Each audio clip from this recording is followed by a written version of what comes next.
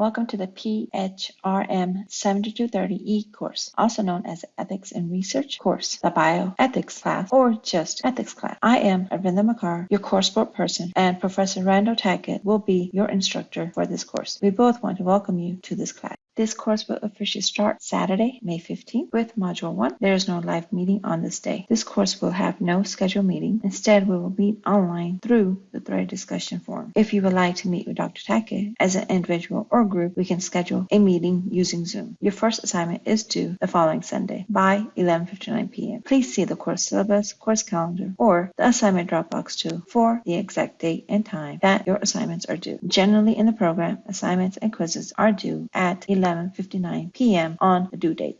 I am the course person and will be supporting Dr. Tackett. My contact information is also noted here and on the course syllabus. Please contact me right away should you have any technical difficulties. I hope there are none because we are using the standard learning management systems supported by the university. But let me know if you have any difficulties and I will try my best to help solve them. As I mentioned previously, there are no live sessions for this course. We will use the threaded discussion bulletin board tool within ELC to meet. Each module in this course will have a corresponding discussion. Your participation in these discussions impacts your grade, so be sure to keep up with the modules and discussions as well as the assignments. Again, review the course syllabus to see the topical outline of the discussion and activities. If students would like to have a live session as a group or individual time with Dr. Tackett, please contact me and allow at least a one-week turnaround time for scheduling. You should email me at amakkar@uga.edu with your request. The UGA Regulatory Sciences program is committed to providing reasonable access and accommodation for people with disability. If you have a disability and require accommodation, please contact Jonna Hodges. We have tried to make all our course content accessible. If, however, you find content that is not accessible and you require things like closed caption or transcripts, for example, for lectures or live sessions like Zoom, please reach out to Jonna Hodges early on in the semester so that she can make the necessary arrangement. Also, please consider registering with the UGA's Disability Resource Center. Their web address is http://drc.uga.edu and their phone number is 706-542-8619. The course syllabus. The course syllabus is posted in ELC class. When you log into the ethics class, you will find the syllabus in the course content area. The syllabus outlines the course content, goals, and contains a topical outline of the modules. The syllabus should also guide students to the kind of teaching and learning you can expect in the class. The goal was to create a well-structured syllabus that encourages you to take on responsibility for your learning. Please take the time to review the syllabus early on and reach out to Dr. Tackett or me with questions.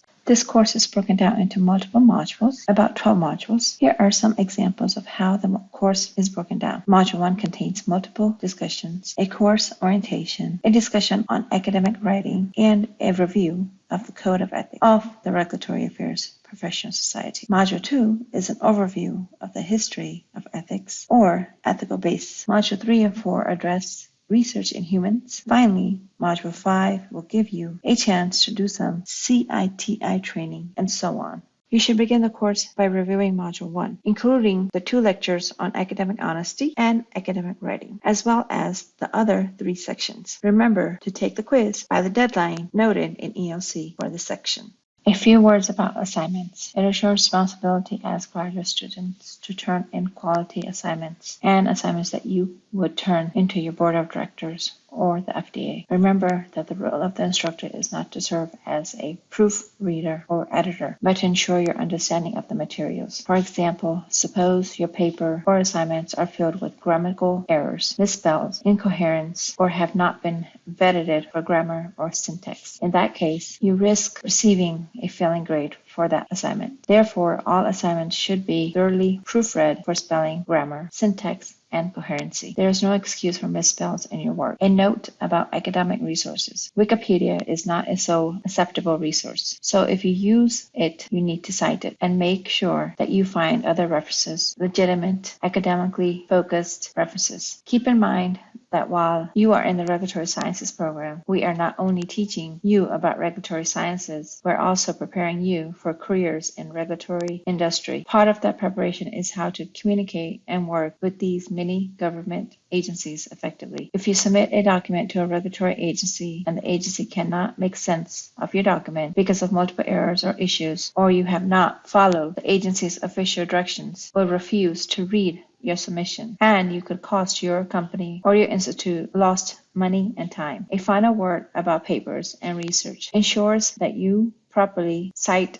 any outside resources you have consulted. Finally, there is no textbook for this course. All readings will either be provided or you'll be asked to locate and read a given document. We look forward to working with you this term. Again, please do not hesitate to ask questions. Thank you for your time.